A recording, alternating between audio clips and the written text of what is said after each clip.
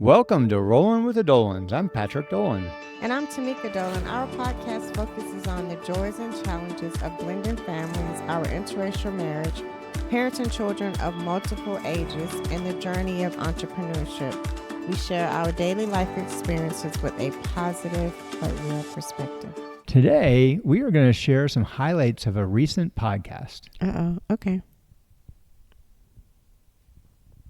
And today's topic is dealing with failure. So there's a couple of different ways you can deal with it, and we'll get those at a high level. That is basically be paralyzed by it or motivated by it.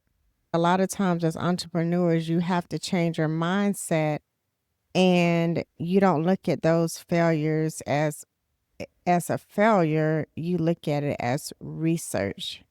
A lot of times people are like, oh my gosh, I failed. And then they don't get up and recreate things because they're so paralyzed about the failure, when really it's not a failure. It was just God showing you. And then all of a sudden one day I heard a saying of done is better than perfect. So I've run hundreds and hundreds of races, and last October I ran a marathon, and I can give you about 5 excuses as to why, but nonetheless, I did not finish the marathon. The biggest thing is, like I just shook it off, and it was like within a day, I planned the next marathon.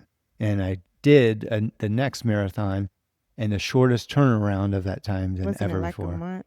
Less than a month. It was like 27, 28 days or something like that. I would say course correction, because you learn from your quote unquote failure. I think that at a young age, it's good for them to understand and see that things are not going to always go the way that they want it to. But I think that you have to follow that with a conversation so they don't see themselves as a failure.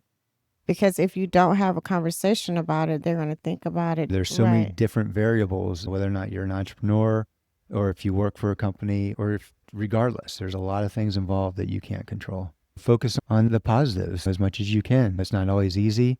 Brush yourself off and get up the next day, and something's going to happen.